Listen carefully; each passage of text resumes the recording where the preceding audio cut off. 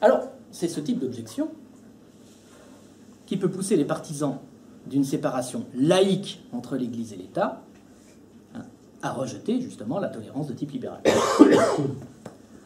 Considérant que cette conception laisse malgré elle, peut-être, mais laisse malgré elle beaucoup trop de place aux religieux, puisqu'elle ne peut pas véritablement lutter contre l'appartenance communautaire. Voilà pourquoi, selon les partisans de la laïcité, il faut une solution plus forte, si j'ose dire, plus forte pour tenir à l'écart les conceptions du bien. Alors, Catherine Kinsler, que j'ai déjà citée, théorise cette solution en termes kantiens. Nous savons, en termes kantiens. La laïcité, explique-t-elle, c'est la condition transcendantale de la liberté politique. Et pourquoi la laïcité établit la condition transcendantale de la liberté politique? Parce qu'elle rend les religions contingentes. C'est en cela qu'il ne s'agit pas justement d'une tolérance élargie, comme je le disais tout à l'heure, qui ajouterait la tolérance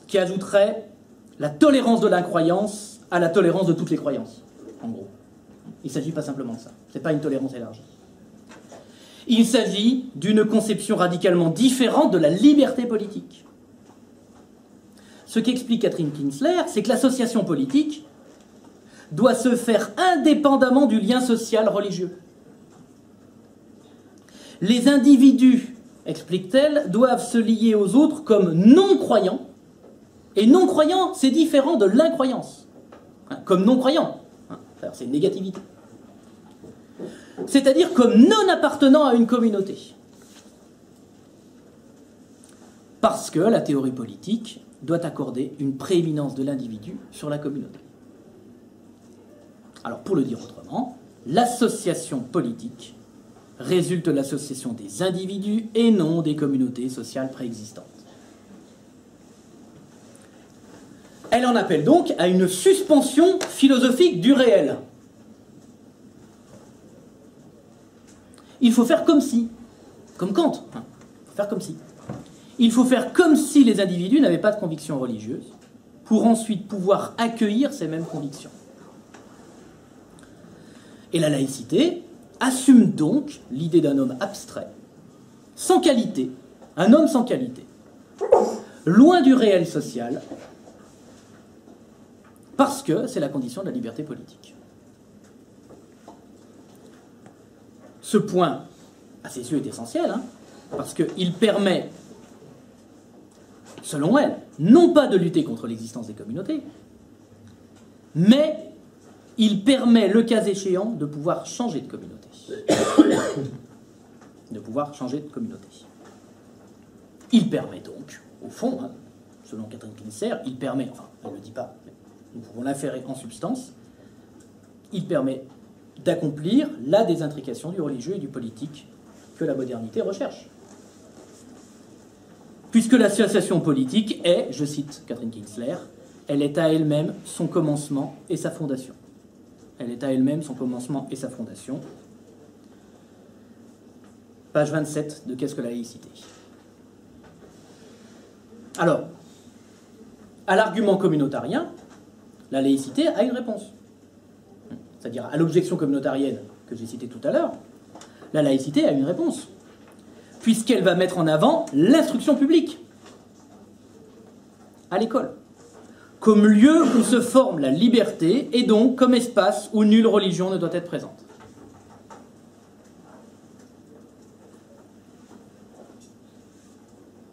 Il reste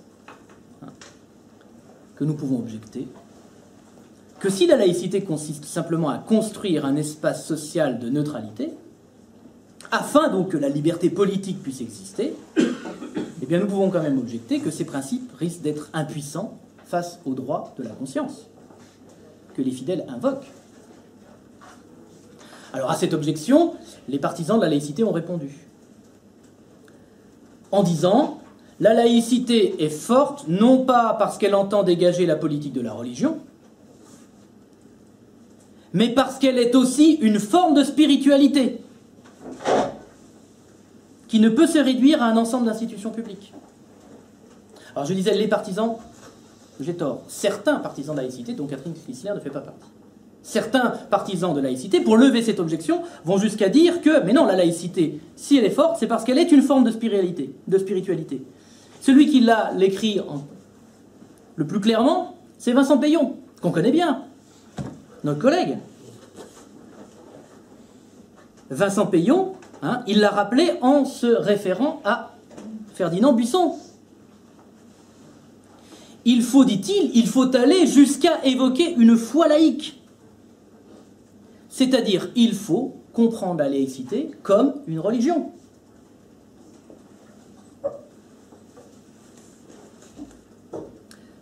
Il reprend sur ce point les propositions de Ferdinand Buisson.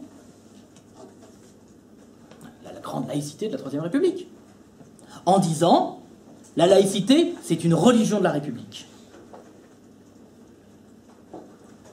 La laïcité, c'est même, et je le cite, parce qu'il me semble que ça vaut le coup ici,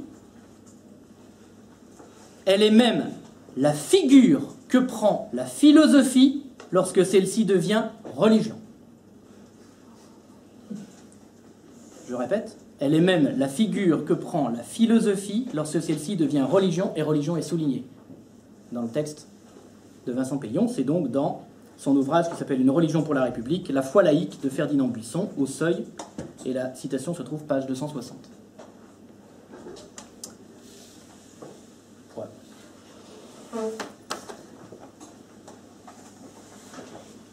Une formule qui quand même me laisse assez pantois, je dois le dire. Je ne sais pas ce que c'est que la philosophie quand elle devient religion. Mais on peut peut-être... Enfin, chez Ferdinand Buisson, on voit ce que ça signifie. Nous avons donc là une conception forte de la laïcité. C'est le moins qu'on puisse dire. Puisque la laïcité est alors conçue en termes spirituels. Alors, je ne veux pas m'étendre sur cette conception forte de laïcité, mais je veux juste dire que la laïcité se fait ici spiritualité parce qu'elle entend combattre l'engagement religieux sur son propre terrain, d'une certaine manière. Cependant, il est aisé de remarquer que du coup, cette laïcité est susceptible de devenir quelque chose comme une religion civile. On est bien d'accord. D'ailleurs, c'est assumé par Vincent Peillon. Et cette religion civile, elle est évidemment contraire, me semble-t-il, à la désintrication du religieux et du politique.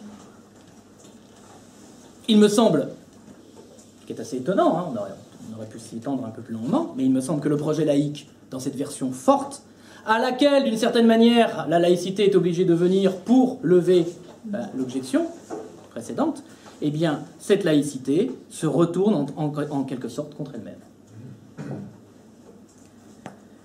Alors, cet ensemble de remarques, dans ce premier moment, consacré justement au temps contemporain, le moment contemporain, nous mène à une conclusion.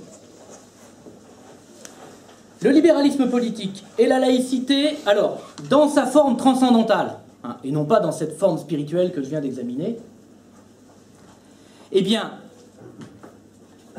donc libéralisme politique et laïcité, on va dire transcendantale, laïcité transcendantale, eh bien, elles cherchent toutes deux à constituer un espace civil pour les religions. C'est très clair.